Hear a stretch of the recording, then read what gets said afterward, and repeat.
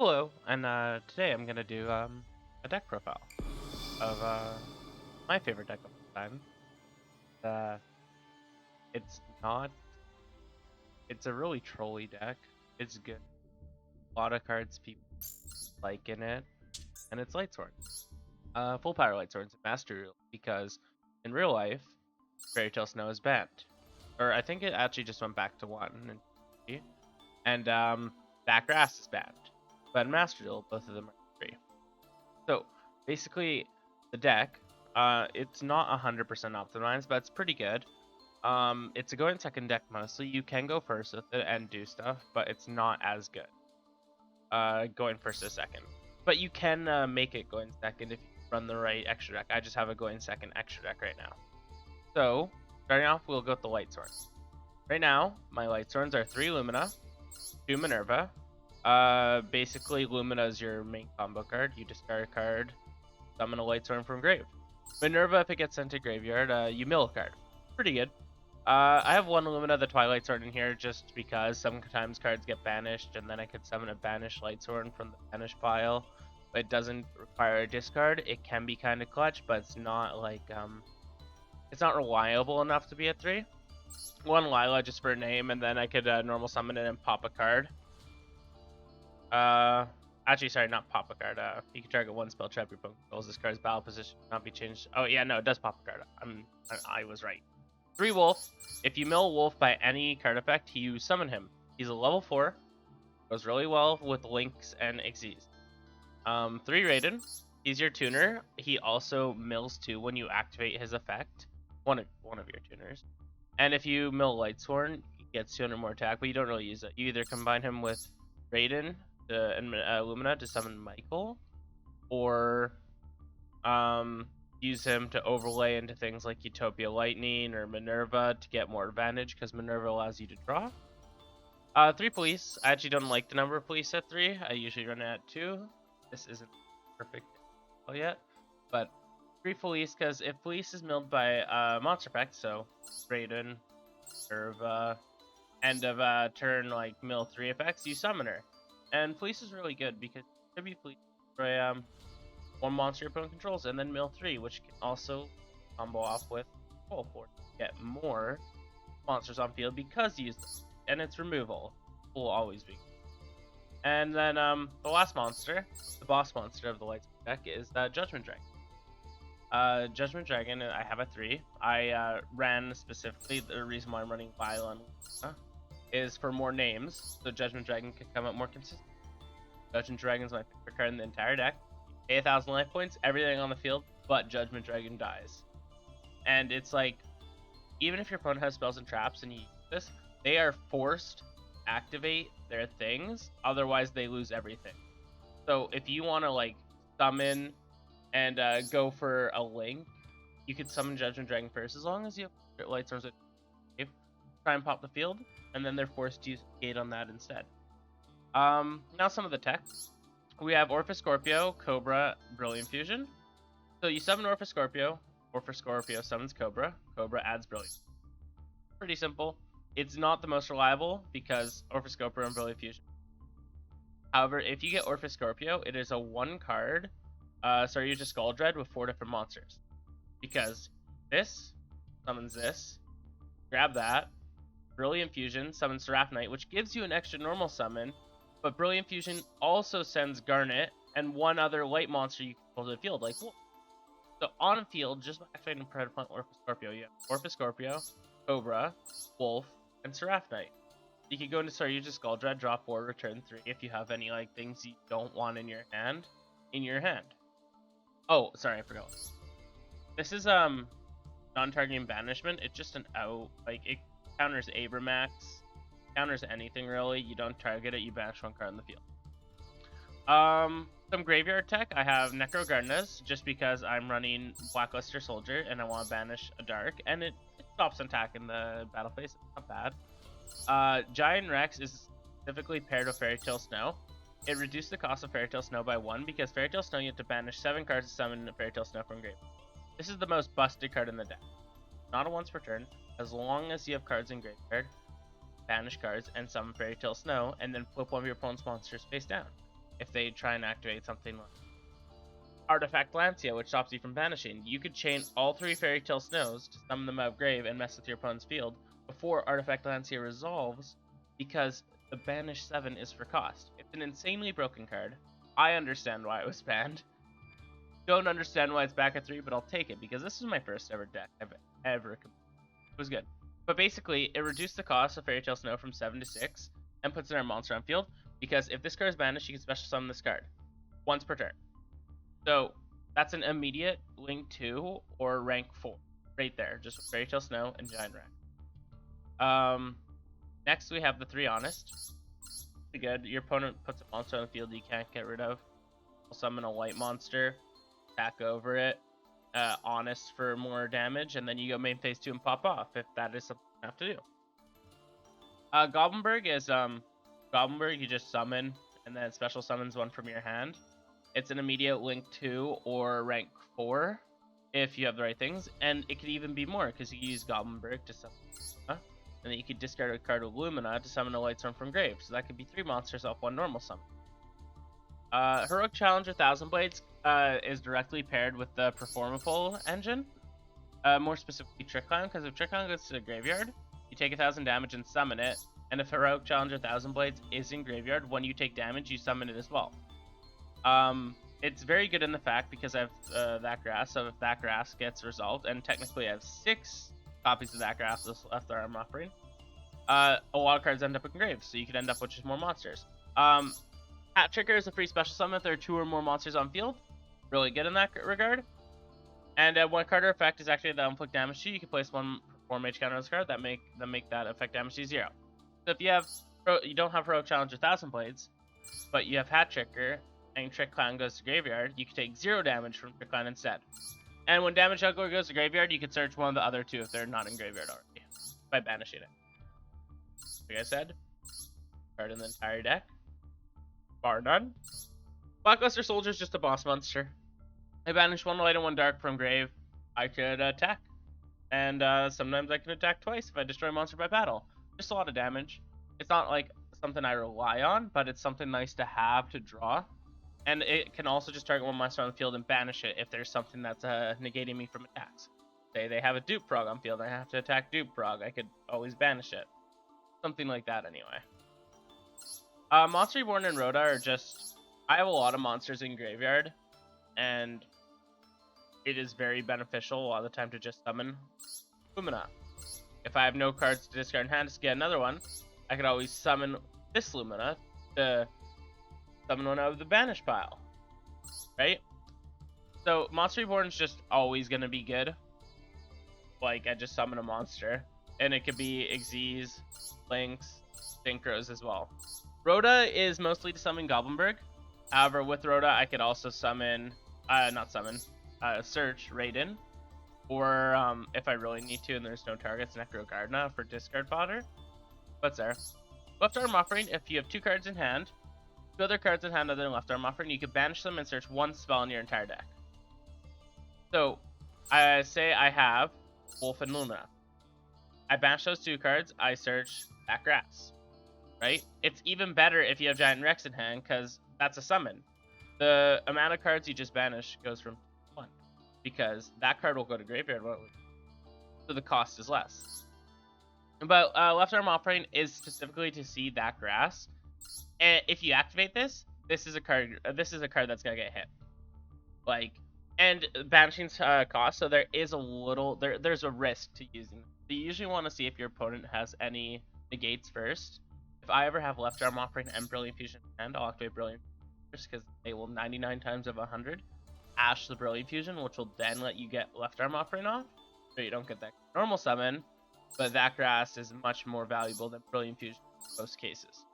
The standard lineup of Lightsworn spells, the Lightsworn spells are literally the most... They're really good draw cards or search cards. I personally think Solar Recharge is the best draw card in the game, if for obviously just Lightsworn, but if it was generic, it'd be banned. Discard 1 Lightsworn monster. Draw 2 cards, send 2 cards to the graveyard. So you get rid of this card and discard 1. You replace the 2. So it's not a neg at all. Like, you're replacing what you're getting rid of. And a lot of the cards in hand, Lightsworns in particular, are dead. You do nothing with them in hand. But with Solar Recharge, you could get rid of a dead card in hand to replace the 2 more, then send 2 to the graveyard, which should be a summon, or another mill, or like valuable graveyard tech. So Solar Recharge is insane. Charge of the Light Brigade, send top 3 cards of the deck to your graveyard, add 1 level 4 or lower Lightsworn monster from your deck to your hand. Standard search card, but again, sends 3 cards to graveyards, you can get summon off that. That grass is like very vital. Most people run 40 card decks. That grass makes your deck a 40 card deck, and you have 20 cards in graveyard, and a lot of graveyard effects to do. If you use this, you're 100% gonna get hit by a hand trap if they have one. If this resolves, they probably don't have a hand trap, or they definitely should have used it. Because it's a going second deck, I have Lightning Storm in here. If they set up negates, Lightning Storm will stop all their negates. Like, they will negate Lightning Storm because they have to. But if they have no negates, you either get rid of all their spells and traps or all their monsters. Just a going second card. It's the only going second card I have.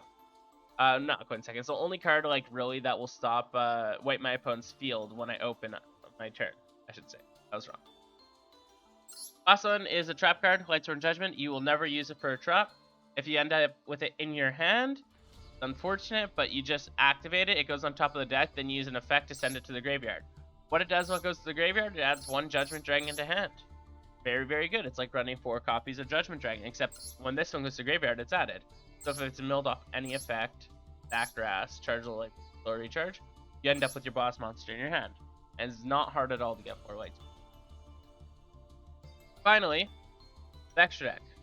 We have Gem Knight's Wrath Knight. It's an extra normal summon with Brilliant Fusion, and it's fodder for Link material. I'm running 1 Michael for a name, but it's also a very easy level 7, and you pay 1,000 life points and bash a card on the field. Just remove it. Next, I have Utopia with Utopia Lightning. You go into Utopia, you put Utopia Lightning over it, you attack. They can't do anything in their battle phase. It's a lot of damage, and Utopia Lightning goes to 5,000 attack. Minerva is for consistency. If I could do nothing else, I will probably go to Minerva, because I could send the top 3 cards of my deck to the graveyard, and then draw cards equal to the number of Lightsworn cards sent to the graveyard by this effect. And I'm running a lot of Lightsworns, like I'm running probably like 20 Lightsworns. So usually I will get a draw off of her effect. And most of the time people don't ash this. And then once she's destroyed by battle, or if this card's possession is destroyed by opponent's card effect, I can send the top 3 cards to the graveyard. If a Lightsworn was in there, I could destroy that many cards on field. If I mill 3 Lightsworns, 3 cards on their field get destroyed. It's very, very good for consistency. It gives you draw, it gives you mill, it's a great card. Next is Zeus. Fine Arsenal AA Zeus. Sky Thunder.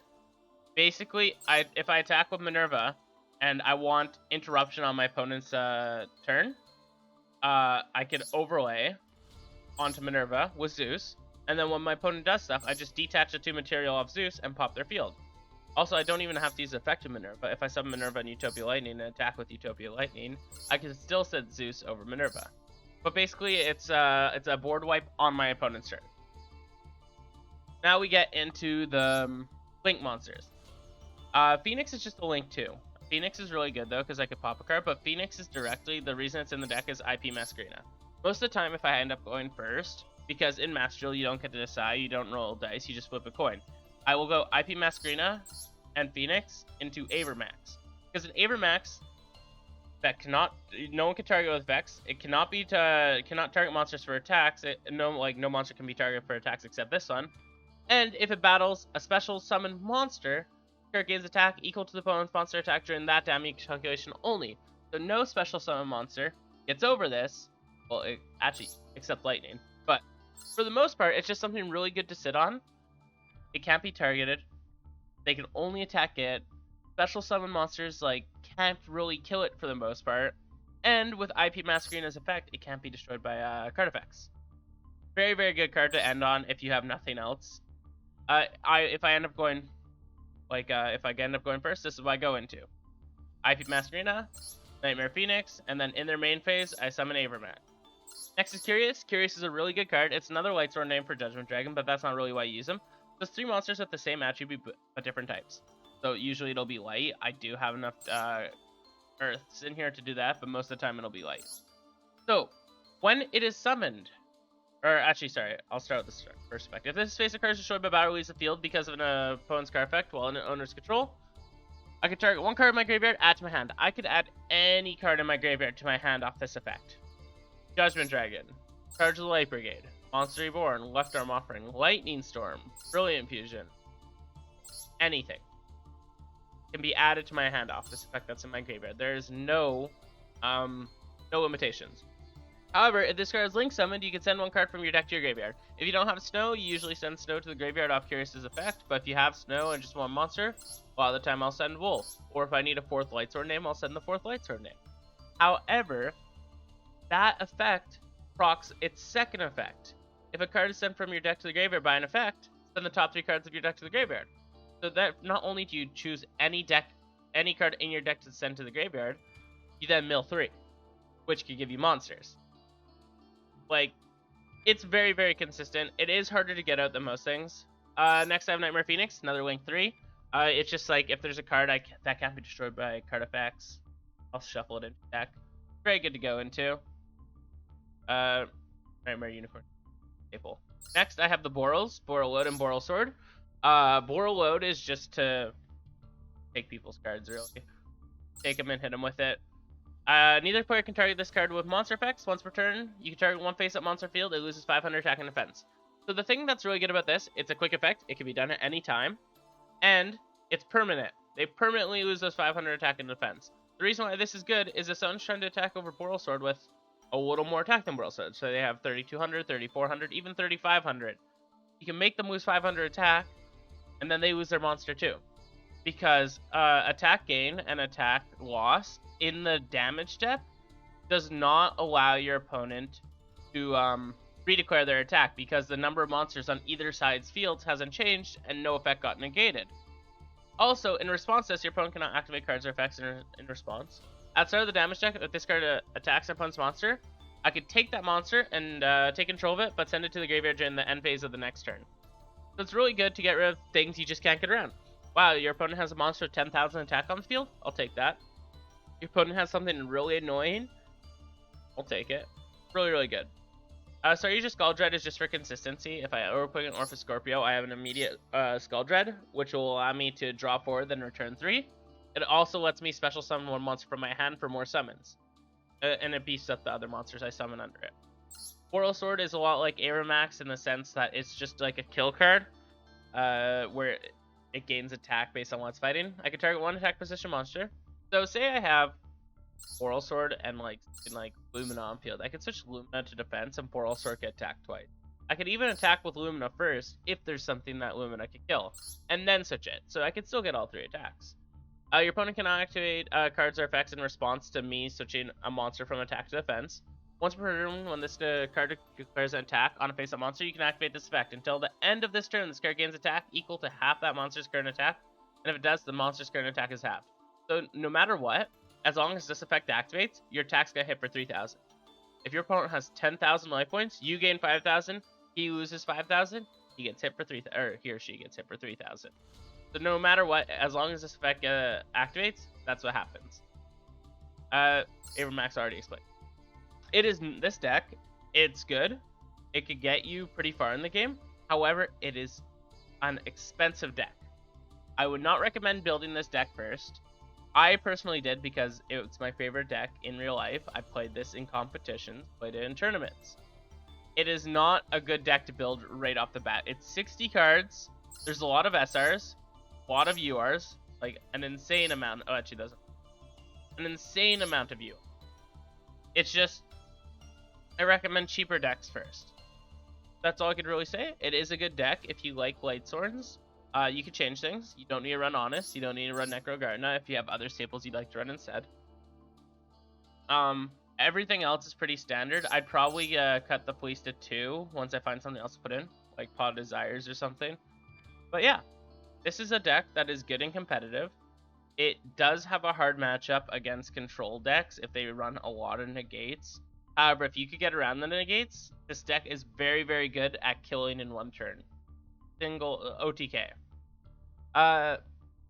Thank you for coming to my TED Talk, I guess. Have a good day.